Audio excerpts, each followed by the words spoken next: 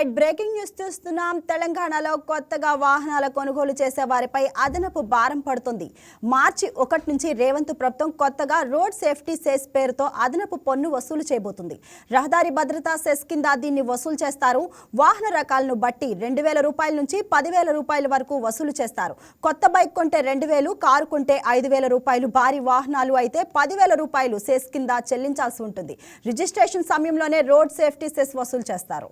తెలంగాణలో ఇకపై వాహనాలు కొనుగోలు చేయడం అనేది మరింత ఖరీదైన వ్యవహారంగా మారిందని మనం చెప్పవచ్చు. మార్చి 1వ తేదీ నుండి కొత్తగా రిజిస్ట్రేషన్ అయ్యేటటువంటి ప్రతి వాహనంపై రోడ్ సేఫ్టీ సెస్ అమలు కాంది. దీనితో 2,000 నుండి 10,000 వాహనాల అంటే కేటగిరీ ఆధారంగా ప్రభుత్వం కార్యాచరణ చేసిందని చెప్పవచ్చు. అయితే కార్లు, వ్యక్తిగత వినియోగ వాహనాలు, ప్రయాణికులు, ట్రాన్స్పోర్ట్ వాహనాలు ఈ పరిధిలోకి వస్తాయని మనకు అందుతున్నటువంటి సమాచారం. రిజిస్ట్రేషన్ సమయంలోనే అంటే ఏదైతే రిజిస్ట్రేషన్ వాహనాలకు చేస్తారో అదే సమయంలోనే ఈ మొత్తం చెల్లించాల్సి ఉంటుంది.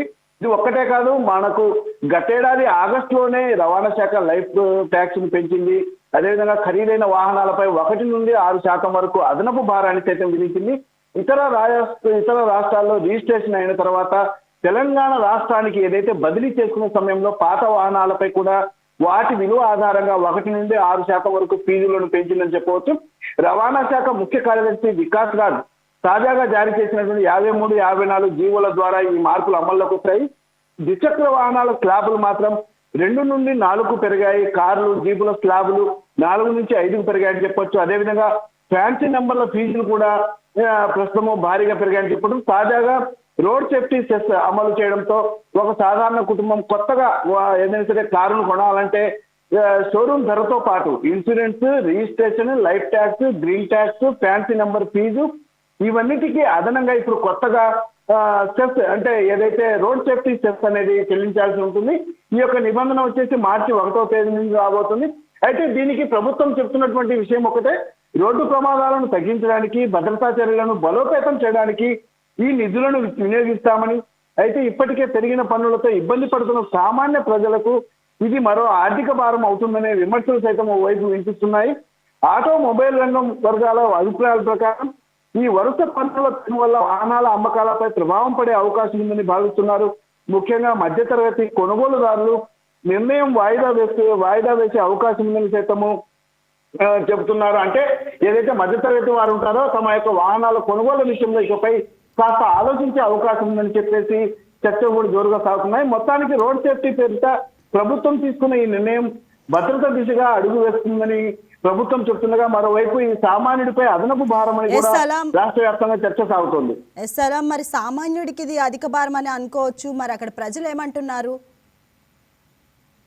అయితే ఏదైతే ప్రతి ఒక్కరు ఇప్పుడు గతం కంటే భిన్నంగా ప్రస్తుతం ప్రతి ఇంటికి కారు అనేది ప్రస్తుతం రవాణా వ్యవస్థలో కారు అనేది చాలా కీలకంగా మారిందని చెప్పవచ్చు.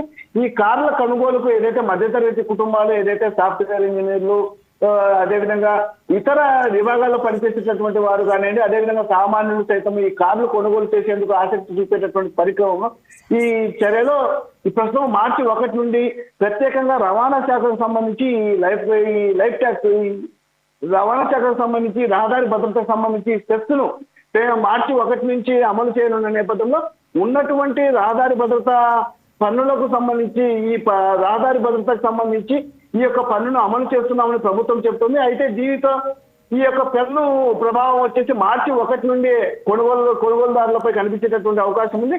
ఇప్పటికే పలు ట్యాక్సులను అమలు చేస్తున్నటువంటి ప్రభుత్వం తాజాగా కొత్తగా ఈ రోడ్ సేఫ్టీ ట్యాక్స్ ను అమల్లోకి తీసుకురావడంతో కుటుంబాలు సైతం ఈ తమకు భారంగా, ఆర్థిక భారంగా ఉండేటటువంటి అవకాశం ఉన్నటువంటి అభిప్రాయం వ్యక్తం నుండి 10,000 వరకు వాహనాలు. ఈ వీడియో మీకు నచ్చినట్లయితే లైక్ చేయండి, షేర్ చేయండి, మా ఛానల్ కి సబ్స్క్రైబ్ చేయండి.